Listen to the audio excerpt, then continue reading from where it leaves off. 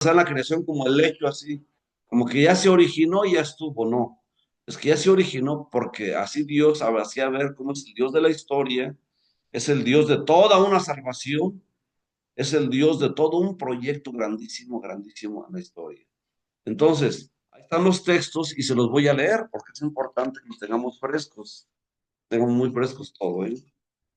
Eh, Cuando yo compré esta Biblia, compré en 1983, o sea, ya llovió. Y en aquel tiempo yo no estaba, yo podía leerla perfectamente, letra muy chiquita. Esa era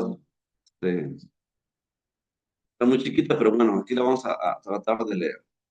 Voy a leer Génesis uno, nada más unos parrafitos, después me brinco al 26 y siguiente, del libro del Génesis. Génesis 1:1. En el principio creó Dios los cielos y la tierra. Era caos y confusión y oscuridad por encima del abismo. Y un viento de Dios aleteaba encima de las aguas. Piensen en esto. Dijo Dios, haya luz, y hubo luz. Vio Dios que la luz estaba bien. Y apartó la luz de la oscuridad. Y llamó Dios a la luz día, y a la oscuridad le llamó noche. Y atardeció y amaneció, día primero. Luego sigue día segundo, día tercero, día cuarto, día quinto, hasta el día sexto. Me brinco hasta Génesis. Y dijo Dios, hagamos al hombre a nuestra imagen, como semejanza nuestra, que mande sobre los peces del mar, las aves del cielo, y a las bestias y a todos los animales terrestres, y a todas las especies que zarpan sobre la tierra. Creó pues Dios al hombre, al ser humano, a imagen suya, a imagen de Dios lo creó, macho y hembra los creó.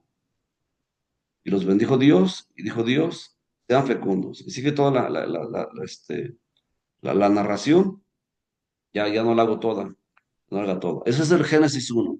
Entonces, primer día, segundo día, tercer día. Eso grábenselo bien porque la siguiente clase va a ser muy importante es este tema. Va a ser muy, muy, muy necesario. Génesis 2. Génesis 2, especialmente del 4b en adelante. El día en que Dios hizo la tierra y los cielos, no había aún en la tierra arbusto alguno del campo, y ninguna hierba del campo había germinado todavía. Pues ya ven, Dios no había hecho llover sobre la tierra, ni había hombre que labrara el suelo. Y ahí sigue todo lo demás, ¿no? Sigue lo demás. Luego dice, perdón, bueno, perdón, aquí sigue. Entonces Dios formó al hombre con polvo del suelo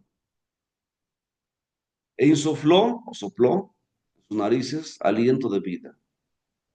Y resultó el hombre, un ser viviente. Luego plantó Dios un jardín del Edén, del oriente, donde colocó al hombre que había formado. De ahí nos brincamos tantito. Luego Dios dijo, no es bueno que el hombre esté solo. Voy a hacerle una ayuda adecuada como él. Dios formó del suelo todos los animales del campo, todas las aves del cielo. Los llevó ante el hombre para que los llamara, los pusiera nombre. Para que cada viviente tuviera el nombre que el hombre le diera. El hombre puso nombre a todos los animales. Pues me brinco tantito, ¿eh? Y a ver, Dios hizo caer un profundo sueño sobre el hombre, el cual se durmió y le quitó una de las costillas, rellenando el vacío con carne. De la costilla que Dios había tomado del hombre, formó una mujer. Y la llevó ante el hombre. Entonces éste exclamó, esta sí es hueso de mi hueso y carne de mi carne. Esta era llamada mujer, porque del varón ha sido tomada. Por eso dejará el hombre a su padre y a su madre, se unirá a su mujer. Serán los dos una sola carne. Y así sigue todo lo demás, el tema del pecado y demás. Bueno, ahí vamos bien. Entonces, grábese bien ese texto, es el texto. Vamos a ver elementos muy, muy significativos de este texto, muy importantes de este texto. Entonces, cuerpo, soplo divino, hombre, mujer, dimensiones del ser, reafirmación, amor. Me faltaron dos elementos ahí que no puse, pero son muy importantes. Árbol y jardín del Edén. ¿De acuerdo? Muy bien. Vamos viendo más o menos lo que sigue entonces. Permítame. Ahí está relato 1, 26, 31. Primer relato. Encontramos ahí todos los elementos esenciales para entender el ser en cuanto tal. Ahí está. ¿Qué encontramos todos los elementos? Porque primer día, segundo día, tercer día, cuarto día, quinto día, sexto día, formó al hombre. Y además el hombre en la faz de la tierra, pero no reducido al mundo, sino hecho a imagen de Dios. Pero no deja de tener carne. Hasta ahí nos concentramos. ¿Hasta ahí vamos bien? Entonces grábense. Fue el sexto día, después de que pasaron 1, 2, 3, 4, 5, 6 días. Puesto sobre la faz de la tierra, hecho imagen de Dios, sin renunciar a la carne. Por lo tanto, son dos situaciones importantes. Imagen de Dios y hecho de la carne. Además, hecho varón y hembra. Entonces, aquí está resumido ya todo lo que se puede decir sobre el ser humano en cualquier ámbito. En el ámbito científico, en el ámbito teológico, en el ámbito filosófico, donde queramos buscar, ahí está todo lo dicho que se puede decir ya sobre el ser humano. ¿Qué quiere decir? El ser humano es un ser en el tiempo, pero es muy importante, sexto día, es un ser en el tiempo. Dice San Agustín, ¿qué es el tiempo? Es una sucesión de momentos según un antes y un después. El tiempo es una sucesión de momentos según un antes y un después. Y el ser humano fue puesto primer día, segundo día, tercer día, y apareció en sexto día. ¿Qué quiere decir? Que aparece el hombre en el contexto del tiempo. Aparece en el tiempo. ¿Qué más? Está sujeto también, es ciudadano del mundo terrenal. Es su ciudadano plenamente del mundo terrenal. Fue puesto sobre la faz de la tierra, sin quedarse únicamente en las dimensiones de la tierra. Por eso es importante, imagen de Dios. Entonces, sí, imagen de Dios, sin dejar de ser esta condición de carne, por lo tanto, sujeto a la tierra. Por lo tanto, es un sujeto, es un ser en el tiempo y sujeto a la tierra, perdón, conviviendo en la tierra, puesto en la tierra. Hasta ahí lo haría común a todos los seres de la creación. Hasta ahí parecía que es igual a todos los seres de la creación. Pero no, hecho a imagen y semejanza de Dios. Entonces solo pone una dimensión absolutamente diferente. Y repito, sin perder que es carne.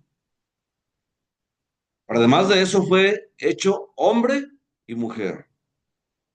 Aquí están ya, repito, todas las dimensiones del ser humano. ¿El ser humano es un ser terrenal? Sí, es un ser terrenal. ¿Es un ser en el tiempo, diría Heidegger? Sí, sí es un ser en el tiempo. No solamente eso. Es hecho a imagen y semejanza de Dios. Entonces, sí un ser en el tiempo, sí un ser en la faz de la tierra, pero hecho a imagen y semejanza de Dios. Y además, una complementariedad, hombre y mujer. En un nivel, los dos hechos a imagen y semejanza de Dios. Hoy que se habla tanto de la dignidad humana, ¿dónde está la dignidad humana? Que somos hechos a imagen y semejanza de Dios. Dicen los grandes filósofos, ¿qué significa la dignidad? Que somos de una altura superior. Somos de un grado excelente de la excelencia. Imagínense, hechos a imagen y semejanza de Dios. ¿Eso queda claro?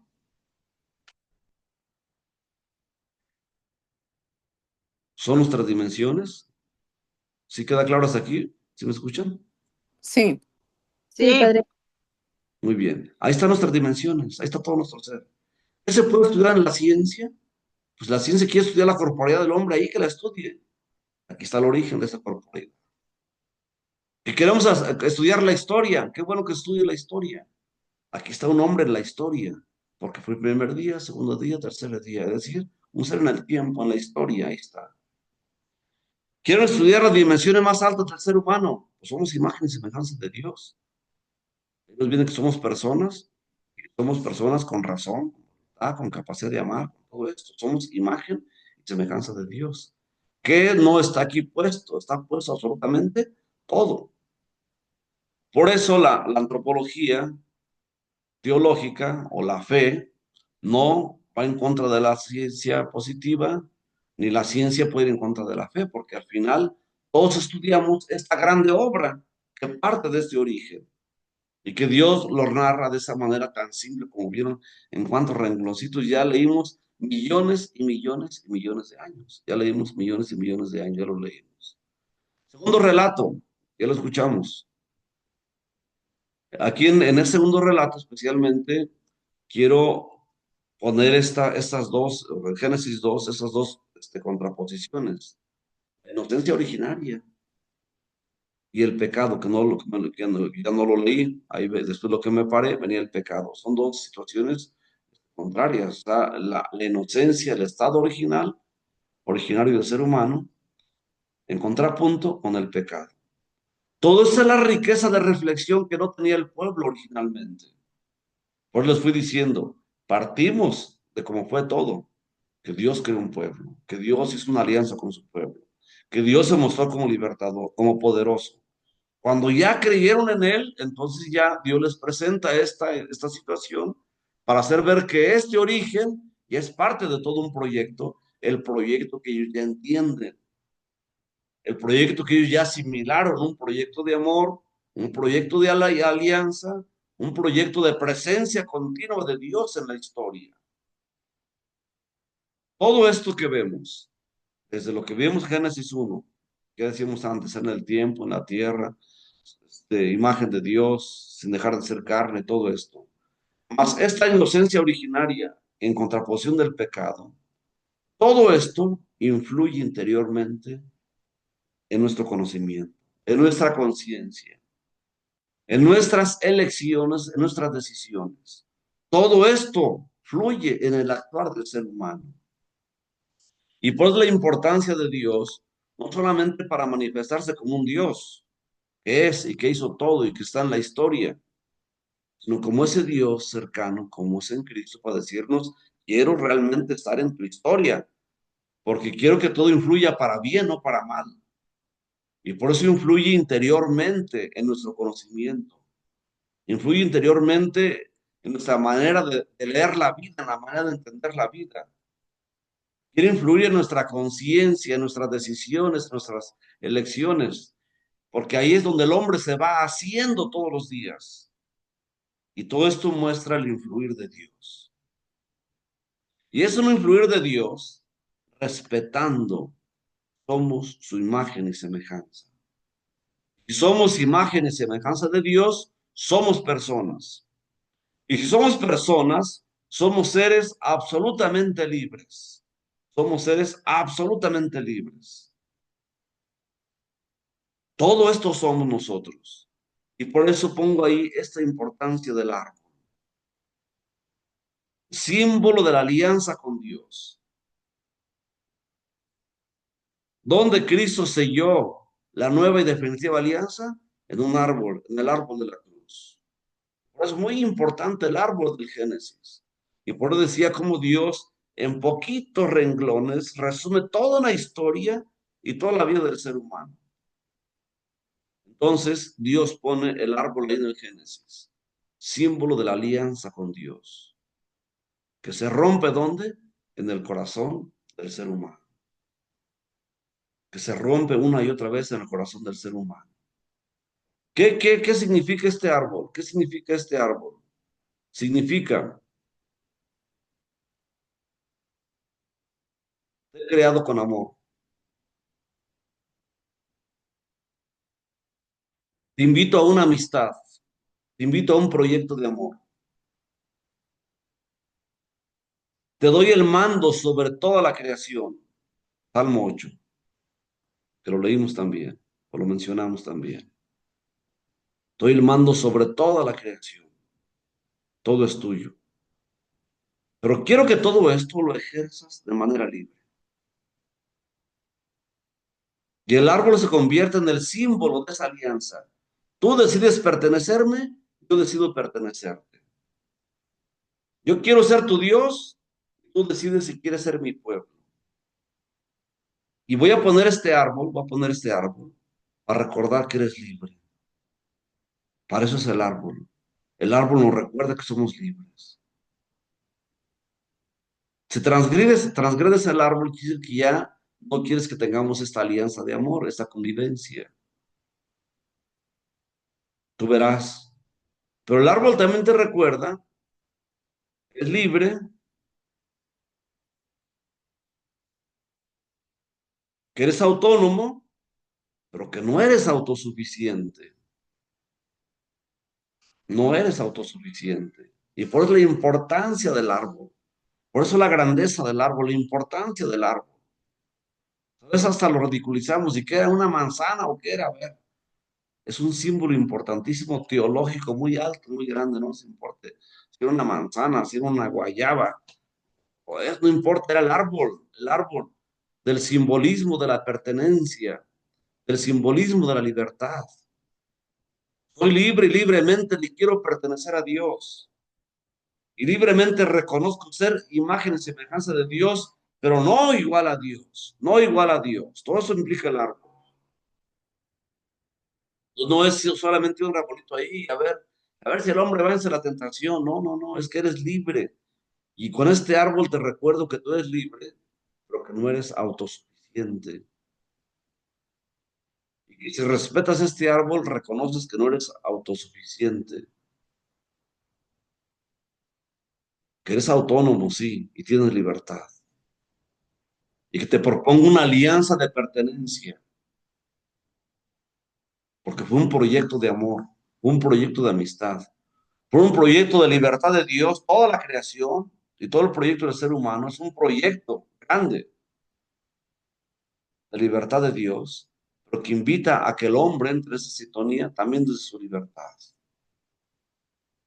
Y por eso, aunque dice que la mujer comió del árbol, bueno, es una manera de decir rompió, porque se rompió desde el corazón esa alianza, esa pertenencia a Dios. Y la rompemos cada vez que no trabajamos en el proyecto de Dios. Por eso el pecado significa no estoy de acuerdo en el proyecto de Dios. Eso es el pecado, en esencia el pecado. No estoy de acuerdo en el proyecto de Dios y quiero hacer mi propio proyecto. Ese es realmente el significado del pecado. Quiero hacer mi propio proyecto. Por eso la soberbia, por eso el egoísmo, por eso la prepotencia humana, como los grandes pecados, donde se origina, son la ventana de todos los demás. O sea, la soberbia humana, decir, yo no quiero pertenecerle a Dios como criatura, quiero ser igual a Dios. Se rompe la alianza, se rompe, y por eso el árbol es increíble, y por eso Cristo tiene que salvarnos a través de un árbol, porque es reafirmar la alianza, la pertenencia a Dios y sellarla. Se rompió un árbol, se vuelve a reconstruir en un árbol, el árbol de la cruz. ¿Esto queda claro? Sí, Muy bien. Entonces, esto grábenselo muy bien, la importancia del árbol, toda esa parte.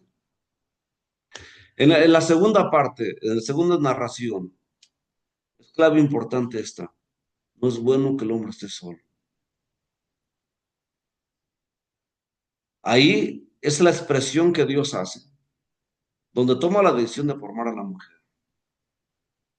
En el primer relato, se fijaron es, hagamos al hombre nuestra imagen y semejanza. La imagen suyo lo hizo varón y mujer, varón y hembra. Entonces, es un acto creador. Por eso son dos narraciones, porque cada uno tiene un motivo, Cada narración tiene un motivo grande. Entonces, en la primera era un acto creador, donde Dios crea al hombre y la mujer, tal cual. Eso tiene un fin grande. O sea, no es que alguien se inventó una narración, otro inventó otra narración y ellas pusieron las dos, no. Cada una tiene un fin muy grande. Y aquí es como Dios quiere hacer este proceso pedagógico muy importante. No es bueno que el hombre esté solo. Entonces, a partir de ahí, quiero hacerle una ayuda como él, es decir, alguien semejante a él. Sobre todo, esa soledad originaria del hombre encierra un significado muy especial. ¿Por qué un significado especial? Porque ahí se demuestra que el ser humano es persona, que el ser humano es un ser razonable, con razón, con entendimiento. Porque a partir de esa soledad, cuando el hombre está solo, es un proceso de descubrimiento de sí mismo. ¿Por qué? Porque veo los animales, pero yo no soy los animales. Convivo con Dios, porque soy en el jardín del Edén, pero yo no soy Dios. Y descubro una casa hermosa, que es el mundo, que es toda la naturaleza. Y yo soy por encima de eso. Por eso Dios llevó ante el hombre a todos los animales para que les diera nombre, les pusiera nombre a cada uno. Y ahí es donde el hombre va experimentando esa soledad. Pero fíjense bien, ¿eh? Una soledad frente a Dios, frente a los animales, frente a la creación en general, frente a sí mismo, frente a sí mismo. ¿Qué significa? El hombre busca su entidad, busca ubicarse a sí mismo, busca su propia identidad. ¿Qué quiere decir? Se descubre en lo que no es él. Todo expresa lo que no es él. Se descubre en la diversidad. Al hombre no le basta descubrirse en la diversidad. Tiene que descubrirse en la similitud. Perdón por mis comentarios, ¿eh? Por eso, por mucho que ames tu perro no te va a dar la identidad que necesitas. Por eso, por mucho que te endioses con tu casa no te da la identidad que tú necesitas. Por eso, aunque hagas mucha oración, qué bueno, te presentes frente a Dios, qué bueno, pero siempre falta la identidad desde la similitud. Y por eso no puede ser nada más Dios sin el enganche con el ser humano. Y el proyecto de Dios es todo esto el proyecto de Dios. Un proyecto de amor con Dios, pero un proyecto con el hermano, un proyecto con el que es similar a mí y también agradeciendo lo que está fuera de Dios y fuera de lo que es similar a mí, que son los animales, que es la creación y que es todo. Por eso es un proyecto muy completo, es el proyecto original de Dios. Y por eso tiene un sentido muy grande esta manera de crear. Y por eso Dios, en la segunda narración, pues primero parece que ya estaba la casa, parece que ya estaba el mundo. Y no había nada, y todavía no llovía. Pero entonces ya Dios formó al hombre y Dios hizo que lloviera y germinó todo. Y está en ese grande Edén. Y después, en un segundo momento, lo que sí es similar al ser humano, que en este caso es la mujer. Entonces, esa soledad originaria es el espacio para que el hombre se autodescubra como individuo. Pero un individuo que tiene conciencia de sí diferente a los animales, diferente a los demás, diferente a Dios. Ahí el ser humano se descubre como persona, con las capacidades que tiene la persona, el ser humano. Ahí entiende su autodeterminación.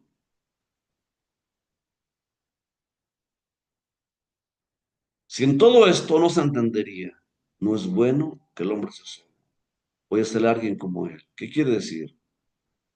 El cuerpo mediante el cual participa del mundo visible va a ser consciente de que está solo. Por eso Dios dice, no es bueno que esté solo. El cuerpo podría crearle la conciencia de ser semejante a los animales. Pero el ser humano no es solamente cuerpo, Dios le infundió un hálito de vida. Tomó el barro Dios, tomó el barro Dios, le infundió su hálito de vida y el hombre se recreó. Y apareció el ser humano. Entonces el cuerpo podría crear la conciencia de ser semejante a los animales. Ay, soy semejante a ellos. No fue así.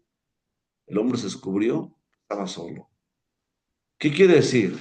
Que esa soledad entra a formar parte de la unidad originaria. Es un proyecto de Dios.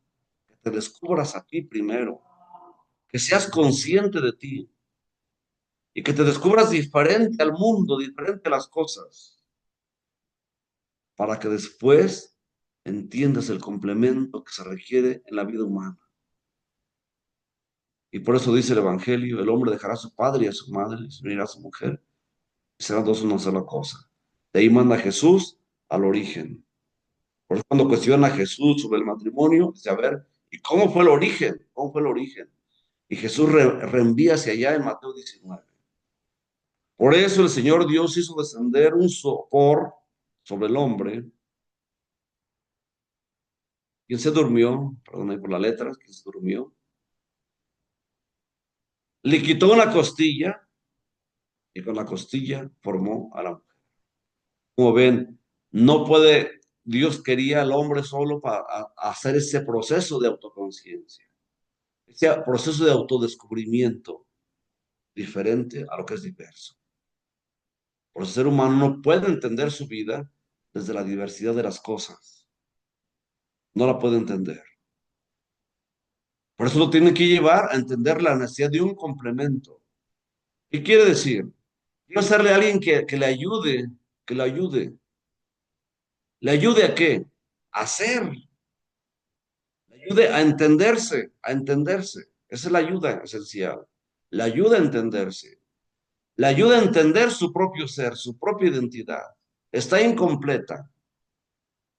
No es bueno el hombre se solo. Él solo no se va a entender. Él requiere un complemento similar a él para poder entender su vida, su existencia, su ser, todo cuanto implica. Y por eso el Señor Dios hizo descender un sopor sobre el hombre, quien se durmió. Una costilla, con la costilla formó a la mujer. Sopor, dice San Juan Pablo II. Se puede concluir que el hombre cae en aquel sopor para despertarse para un hierro.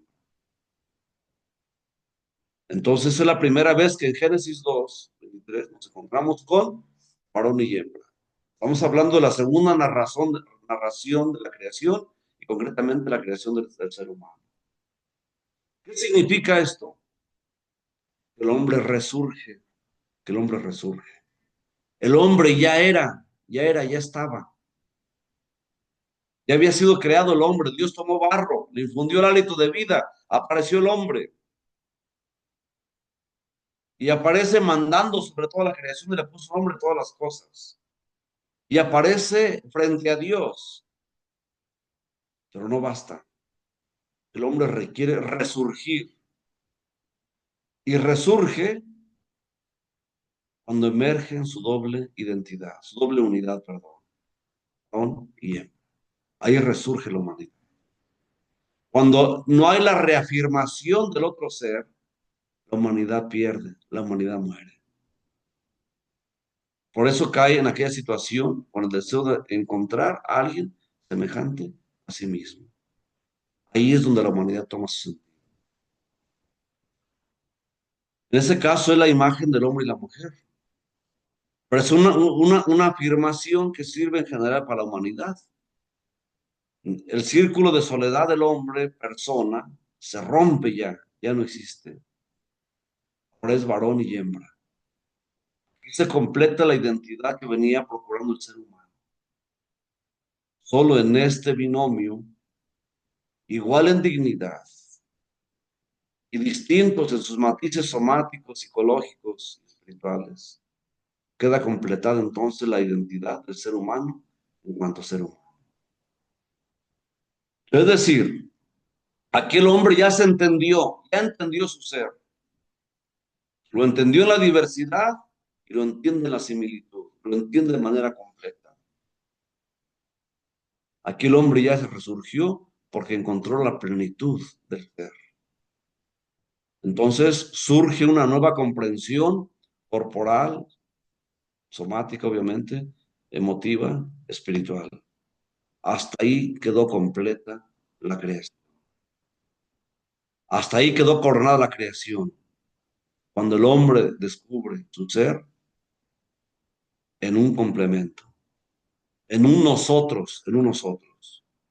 Por eso el ser individual, individual, individual, no basta, aunque sea muy inteligente. Bueno, si no complementa, no es inteligente. Y aunque se sienta dueño del mundo, no va a entender su realidad, aunque se sienta dueño del mundo. El hombre varón era dueño del mundo, Dios lo había puesto en sus manos, pero estaba solo, estaba solo.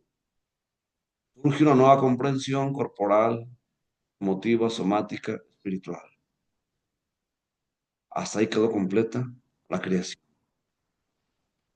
Ayuda similar, pero con estructura somática, afectiva y espiritual.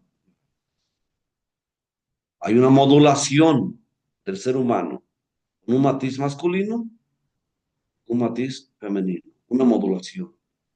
Trabaja desde el instante de la concepción. Desde el instante de la concepción hay un proceso de estructuración humana que marca el ser de manera profunda, que lo define con una estructura varón o hembra.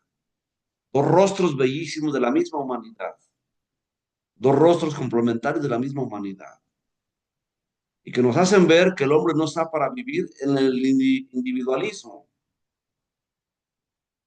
ni porque se sienta dueño del mundo, como decía. Vive cuando encuentra el complemento. Es carne de mi carne, es hueso de mi hueso. Se llamará mujer porque del varón ha sido sacada. Es la reafirmación del otro.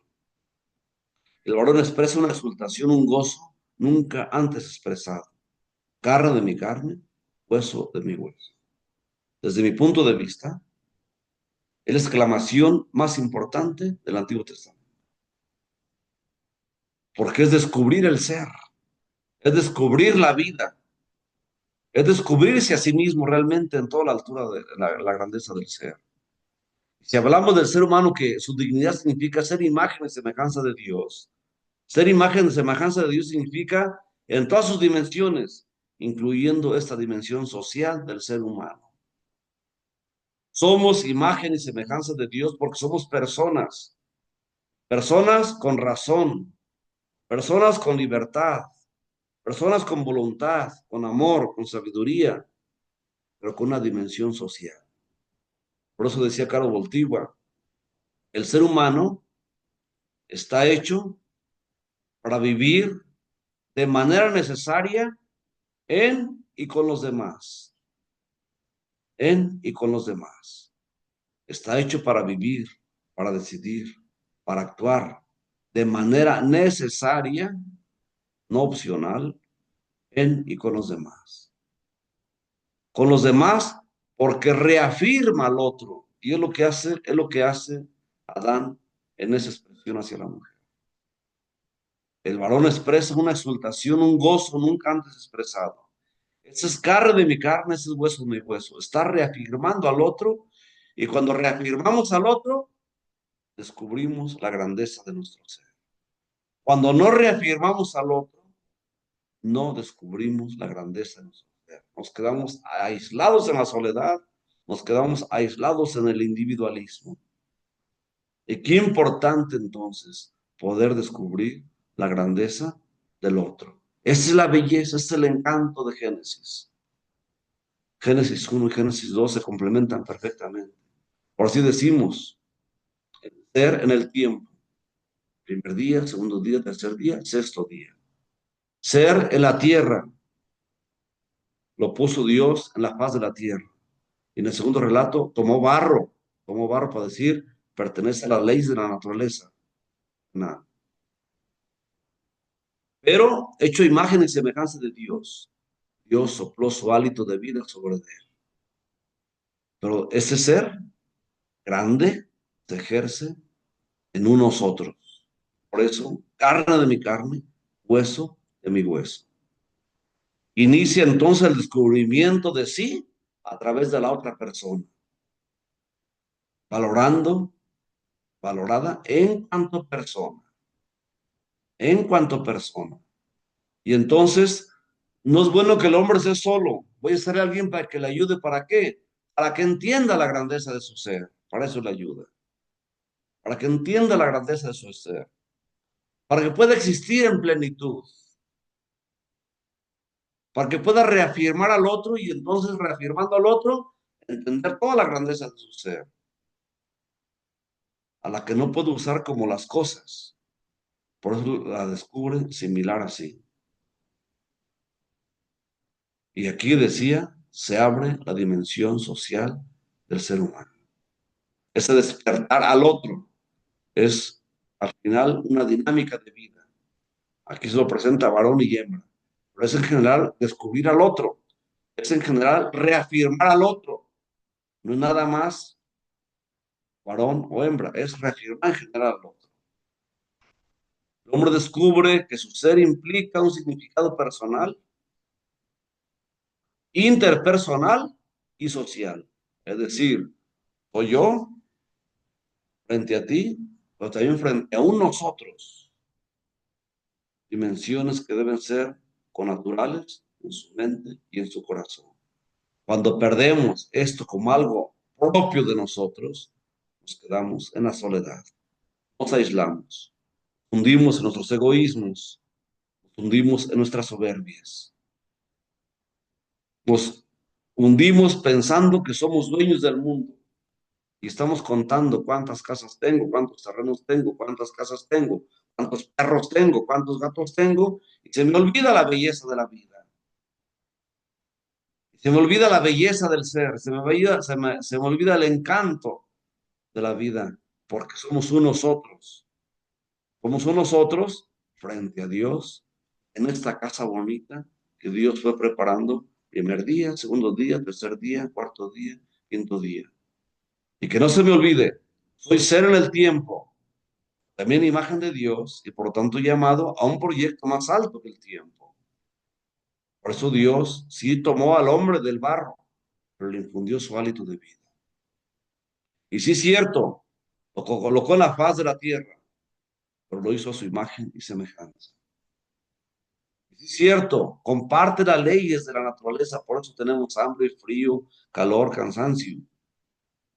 Nos afecta la altura, nos afectan las variantes, pero también somos inteligentes, y también podemos amar, y también podemos razonar. Y eso tiene que ser algo muy connatural en nuestro corazón, nuestra mente. Cuando no tenemos esto bien grabado en nuestra mente, en nuestro corazón, estamos perdidos en la vida. Estamos sumamente perdidos en la vida. Aquí surge entonces también la médula del sentido de la corporalidad. Qué importante nuestro cuerpo, es parte de nuestro ser y parte de nuestro ser como persona. Por eso el cuerpo revela al hombre, pues es diferente a otro cuerpo, porque es un cuerpo animado cuando Dios le infundió su hálito de vida. Es un cuerpo animado por un alma espiritual que lo hace que el cuerpo se integre a todo el ser, a todo el ser. Criatura de Dios integrado a todo el ser. Ser que razona esto. Ahí está contenida toda la estructura del cuerpo como organismo, estructura fisiológica, sexual, etcétera, pero no aislado de las demás dimensiones del ser, no es parte del ser. Por eso Dios le infundió hálito de vida, es parte del ser. Entonces, si hablamos del amor como un acto racional, pero que incluye el cuerpo, las dimensiones, las tendencias, los instintos, que incluye todo. Todo es en la belleza de nuestro ser, todo esto. La ciencia no encontrará nunca nada más que no esté contenido, repito, en toda expresión grandísima, extraordinaria del Génesis. Carne de mi carne se incluye plenamente en lo que es el ser humano. Por lo tanto, en la imagen y semejanza de Dios se incluye también el cuerpo. Somos una sola sustancia, somos una sola persona, cuerpo y alma. Cuerpo es la ventana de toda la persona y todas nuestras funciones superiores también cobijan la belleza del cuerpo y también cobijan la belleza de nuestros sentimientos, cobijan la belleza de nuestras decisiones. Y en cada decisión está implicada ese hálito de vida y esa parte terrenal. En cada decisión está incluido, somos semejantes a Dios. Semejanza a Dios, dejar que nos afecte el frío, el hambre, el cansancio, sin dejar que nos afecten los contratiempos propios del venir de la historia. Todo es la belleza del ser humano, todo es el encanto del ser humano. Por eso decía Tomás de Aquino, somos seres, ciudadanos plenamente de la tierra y también, aunque seamos los más pobres, plenamente ciudadanos también de los seres celestiales del ámbito, de los seres celestiales, somos imagen, semejanza de Dios. Amemos lo que somos. Perdón, no sé qué hice.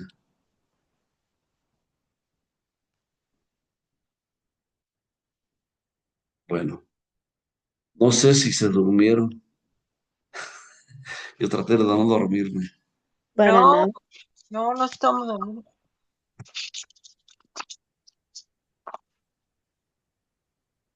¿Espantaron?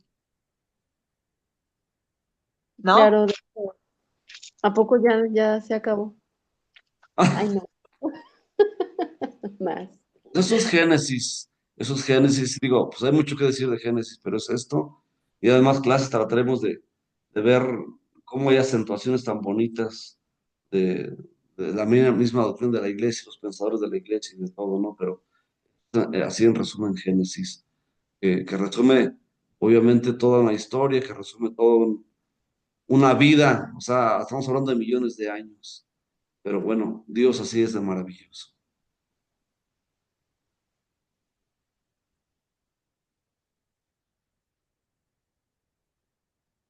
¿Algún comentario?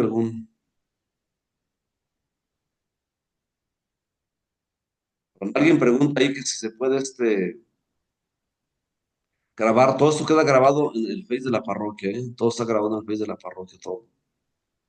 Queda en el Face de la parroquia y luego Paco lo sube también a YouTube. Son temas que quedan ahí grabados y luego para compartir. Pero qué pena que vivamos a veces de lo mínimo, este, cuando Dios nos ha creado de esta manera tan grande, tan extraordinaria. Siempre me da pena que vivamos de lo mínimo, que vivamos en lo más poquito, cuando somos de verdad toda una obra de Dios, un proyecto de Dios. Este, Ya después toda esta obra, bueno, ya con los comentarios de San Agustín, de Santo Tomás, de otros pensadores y del mismo magisterio de la Iglesia, haremos ver cómo todo esto tiene todo un sentido y cómo se proyecta como obra de salvación, como proyecto del amor de Dios. Como lo decía, así que quede bien claro, ¿eh? Génesis es tardío, pero está totalmente proyectado para que entendamos que era un proyecto original de Dios, de toda una historia, de toda una salvación, de todo un amor de Dios. Y el gran proyecto tiene como centro lo que Dios quería del ser humano, o lo que Dios quiere de nosotros. Y a pesar de eso, queremos vivir de lo mínimo, de lo pequeñito, y ahí con mil miedos, en vez de abrirnos a la grandeza, al amor de Dios, la dicha de Dios, bueno, pues ya, cada quien viva allá. Pero ese es el proyecto de Dios, como lo presenta. Yo si hay alguna duda, toda confianza. Muchas gracias, padre. Me quedé maravillada, de verdad. Gracias por hacernos que nos llegue a lo más profundo de nuestro corazón todo este mensaje de la creación. Gracias, padre. Gracias, Marta. ¿Qué más?